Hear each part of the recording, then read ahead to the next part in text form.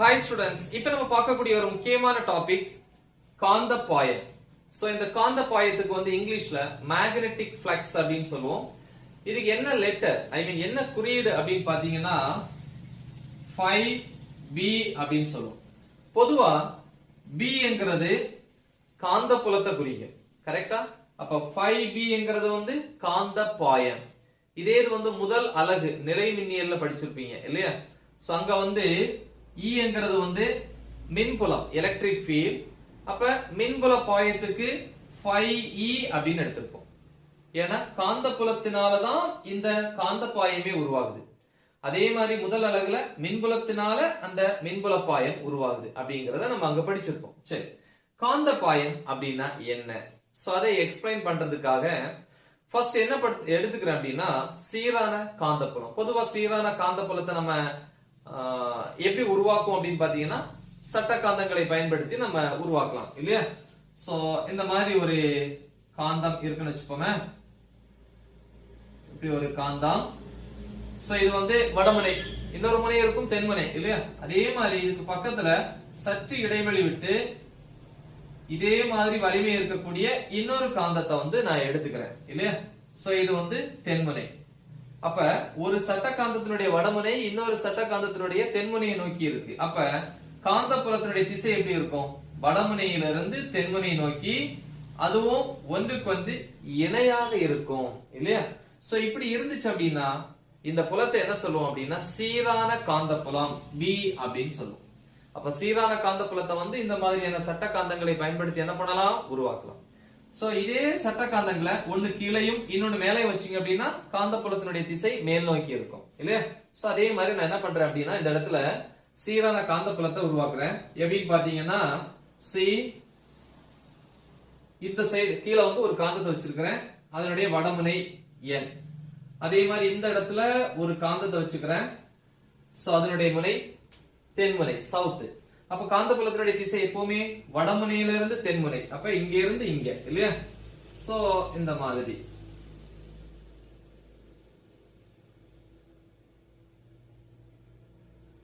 இந்த மாதிரி இருக்குன்னு வச்சுக்கோமே. அப்ப இது எதை குறிக்கும்? சீரான காந்த புலத்தை குறிக்குது. சரி, சோ இந்த சீரான காந்த புலத்துல நான் என்ன பண்றேன் அப்படின்னா குறிப்பிட்ட பரப்பு இருக்கக்கூடிய ஒரு தளத்தை வைக்கிறேன். சரியா? சோ தளம் அப்படின்னா இந்த மாதிரி இருக்கலாம் இல்லையா? ஒரு வட்டச்சுருள் அப்படின்னு எடுத்துக்கிட்டோம் அப்படின்னா கண்டிப்பா அதுக்கு என்ன இருக்கும்? ஒரு தளம் இருக்கும், அதுக்கு ஒரு குறிப்பிட்ட பரப்பும் இருக்கும் இல்லையா? சோ அதை எப்படி வேணாலும் வைக்கலாம். காந்த புலத்துக்கு இணையாக வைக்கலாம், இல்ல செங்குத்தாகவும் வைக்கலாம், எந்த கோணத்துல வேணாலும் வைக்கலாம். நான் என்ன பண்றேன் அப்படின்னா ஃபர்ஸ்ட் இந்த மாதிரி வைக்கிறேன். கரெக்டா? சோ என்னுடைய பரப்பு A. அப்ப A பரப்பு இருக்கக்கூடிய ஒரு தளத்தை சீரான காந்தப்புலத்துல வைக்கும் போது அந்த பரப்பின் வழியா எத்தனை காந்தப்புல கோடுகள் வந்து போகுதோ அந்த காந்தப்புல கோடுகளினுடைய மொத்த எண்ணிக்கையை தான் என்னன்னு சொல்லுவோம்? காந்த பாயம். இங்க பாருங்க 1 2 3 கோடுகள் போகுது. கரெக்டா? அப்ப காந்த பாயம் அப்படின்னா என்ன? ஒரு குறிப்பிட்ட பரப்பில் உருவாகும் காந்த பாயம் அப்படிங்கிறது அந்த குறிப்பிட்ட பரப்பின் வழியா செல்லக்கூடிய மொத்த காந்தப்புல கோடுகளினுடைய எண்ணிக்கை. ரைட்? அதுதான் காந்த பாயம் அப்படிங்கறத நம்ம தெரிஞ்சுக்கலாம். சோ இதுக்கு வந்து ஃபார்முலா இருக்கு இல்லையா? காந்த பாயம் நம்ம இதுக்கு முன்னாடி உள்ள அலகுலயே நம்ம படிச்சிருப்போம். 5B is equal to integral, அதாவது தொகையீடு அப்படின்னு சொல்லுவோம் இல்லையா? ஓகே, இந்த பரப்பு முழுமைக்கும் தொகையிடணும். அதாவது என்ன அர்த்தம்? இந்த பரப்புல செல்லக்கூடிய மொத்த கோடுகளின் எண்ணிக்கை அப்படின்னா எல்லா கோடுகளின் எண்ணிக்கையும் ஆட் பண்ணணும், கூட்டிக்கணும். அதான் தொகையிடல். ஏன்னா இந்த தொகையிடல் சிம்பல் இருக்கு இல்லையாப்பா, இது வந்து எஸ் என்கிற ஆங்கில எழுத்துல இருந்து வந்தது. எஸ் என்ன? சம் ஆஃப், அடிஷன், கூட்டல் அப்படின்னு அர்த்தம். சோ இதனுடைய இந்த வால், இது தலை, இது ரெண்டையும் பிடிச்சி இழுத்தோம் அப்படின்னா இந்த மாதிரியான வடிவம் வரும். அப்படின்னா கூட்டல்னு அர்த்தம். ஒரு லிமிட்டுக்கு மேல போகக்கூடியதுக்கு வந்து ஆட் பண்றதுக்கு இல்லையா? அது நம்ம ஏற்கனவே நிறைய இடத்துல படிச்சிருப்போம். சோ எனிவே, அப்ப இந்த பரப்பு முழுமைக்கும் நம்ம என்ன பண்றோம்? தொகையிடுறோம். அதனாலதான் ஏன் போட்டிருக்கோம். இந்த பரப்புல செல்லக்கூடிய மொத்த காந்தப்புல கோடுகளின் எண்ணிக்கை தானது காந்த பாயம் இல்லையா? காந்தப்புலம் B vector dot dA vector அப்படின்னு எழுதிக்கலாம். கரெக்டா? எஸ் சொல்லலாம். இத தொகையிட்டு எடுத்தீங்க அப்படின்னா இதேதான் மாறிடும், BA மாறிடும். சரி, ஓகே, விஷயத்துக்கு வருவோமே. இப்ப இது எந்த வடிவத்துல இருக்கு? டாட் ப்ராடக்ட் அப்படின்னு சொல்லுவோம் இல்லையா? அதாவது படிச்சிருப்பீங்க எப்படி, a vector dot b vector is equal to ab cos theta அப்படின்னு சொல்லி படிச்சிருப்பீங்க.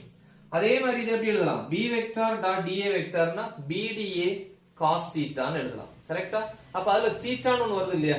அப்ப தீட்டாங்கிறது எதை குறிக்கும் அப்படின்னு பாத்தீங்கன்னா, இந்த காந்தப்புலம், இதனது காந்தப்புலம் மேல் நோக்கி போகுதா? காந்தப்புலத்துக்கும் குறிப்பிட்ட பரப்பு இருக்கக்கூடிய அந்த தளத்திற்கு வரையக்கூடிய செங்குத்து கோடு. இப்ப அந்த தளம் இந்த மாதிரி இருந்துச்சு அப்படின்னா செங்குத்து கோடு இப்படி வரும். கரெக்டா? ஒருவேளை இந்த தளம் இந்த மாதிரி இருந்துச்சு அப்படின்னா செங்குத்து கோடு தளத்துக்கு இப்படி இருக்கும். கரெக்டா? இப்ப இந்த மாதிரி கொஞ்சம் சாய்வா இருக்கிறதுனால இதுக்கு வரையக்கூடிய செங்குத்து கோடு இப்படி இருக்கும். அதான் n கேப் அப்படின்னு சொல்லி படிச்சிருப்போம். பொதுவா n கேப்ங்கிறது வந்து அலகு வெக்டார்னு படிச்சிருப்போம் இல்லையா? அப்ப இந்த n கேப்புக்கும் b வெக்டாருக்கும் இடைப்பட்ட கோணம், அது நீங்க இங்க எடுத்தாலும் சரி இந்த இடத்துல எடுத்தாலும் சரி, தட் இஸ் தீட்டா. ஏன்னா இது எல்லாமே காந்தப்புலம் தான். கரெக்டா? சரி, எப்படி சார் இங்க வந்து BDA தானே இருக்கு, அப்புறம் எதை வச்சு வந்து தீட்டாங்கிறது n கேப்புக்கும் b வெக்டாருக்கு இடைப்பட்ட கோணம் அப்படிங்கிறீங்கன்னா நம்ம படிச்சிருப்போம் ஏற்கனவே. அலகு வெக்டாருக்கு என்னப்பா ஃபார்முலா? அலகு வெக்டார் படிச்சிருப்போம் இல்லையா? n cap is equal to அலகு வெக்டார்ங்கிறதுக்கு வரையறை படிச்சிருப்போம். ஒரு வெக்டார் இங்க dங்கிறதுனால அதை எடுத்துக்கிறேன். ஒரு வெக்டார அதனுடைய எண் மதிப்பினால் வகுக்க கிடைப்பதுதான் எண் மதிப்பு. அப்ப என்ன கிடைக்கும்? dA vector divided by dA. கரெக்டா? சோ இப்போ நான் இதை எப்படி எழுத போறேன் பாருங்க. 5b is equal to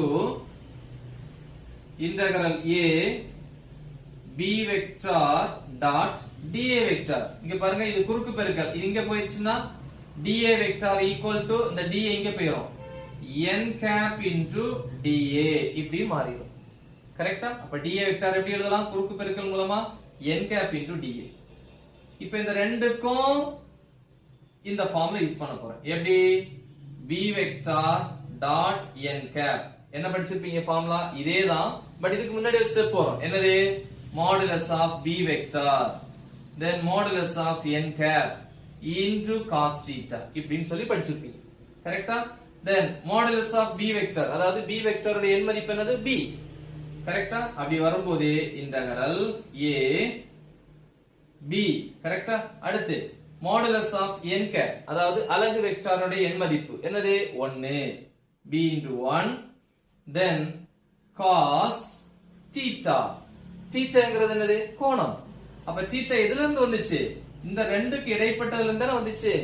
அப்ப தீட்டாங்கிறது காந்தப்புலத்துக்கும் n cap, அதாவது அந்த பரப்பிற்கு வரையப்பட்ட செங்குத்து கோட்டுக்கு இடைப்பட்ட கோணம். அப்படி வரும்போது b into 1 n cap மதிப்பு 1 then cos theta இப்படின்னு வரும். கரெக்ட்டா? தென் இங்க என்ன இருக்கு? dA இங்க லாஸ்ட்ல இருக்கு. அப்ப இது எப்படி எழுதலாம்? Integral a b dA cos theta அப்படின்னு சொல்லி நம்ம என்ன பண்ணலாம்? எழுதலாம். காந்தப்பாயம் 5b. சரியா? இப்போ இங்க பாருங்க, கோணம் வந்து பாத்தீங்கன்னா b க்கும் n க்கு இடைப்பட்ட இடத்துல கண்டிப்பா ஒரு குறிப்பிட்ட கோணம் இருக்கு. ஒருவேளை சோ இந்த மாதிரி இப்போ இத நம்ம அழிச்சுக்கலாம். சீரான காந்தப்புலம் இந்த மாதிரி இருக்குன்னு வெச்சுப்போமே. சோ இது வந்து சீரான காந்தப்புலம் இல்லையா? b வெக்டார் அப்படின்னு எடுத்துக்கலாம். இந்த மாதிரி இருக்கக்கூடிய பரப்பு இருக்கக்கூடிய தளத்தை நான் எப்படி வச்சுக்கிறேன்? இந்த மாதிரி வச்சுக்கிறேன். அப்படின்னா இந்த தளமானது காந்தப்புலத்துக்கு செங்குத்தா இருக்கு. ஆனா இந்த தளத்துக்கு வரையக்கூடிய செங்குத்து கோடு எப்படி வரையணும்? இப்படி இருந்துச்சுன்னா செங்குத்து கோடு இப்படிதான் வரையணும் இல்லையா? இப்படிதான் வரும். தளத்துக்கு இந்த தளத்துக்கு செங்குத்தா n cap. ஆனா காந்தப்புலத்தினுடைய திசையும் அதே திசைதான். அப்ப பாருங்க, n கேப்பும் b வெக்டாரும், கரெக்ட்டா? n கேப்பும் b வெக்டாரும் ஒரே திசையில இருக்கு. அதனால தீட்டாவுடைய மதிப்பு 0 டிகிரி. ஏன்னா தீட்டாங்கிறது சொல்லியிருக்கேன், b க்கும் n க்கும் இடைப்பட்ட கோணம் தான் தீட்டா. அப்ப 0 டிகிரி. அப்ப இங்க எழுதலாம், தீட்டா 0 டிகிரியா இருந்துச்சு அப்படின்னா 5b is equal to cos theta. cos 0 போட்டுக்கலாம் இல்லையா? Bங்கிறது காந்தப்புலம், சீரான காந்தப்புலம். அது வந்து மாறிலி, மாறாது. அப்ப அதுக்கு என்ன கிடையாது? தொகையீடு கிடையாது இல்லையா? தொகைகள் எடுக்க முடியாது.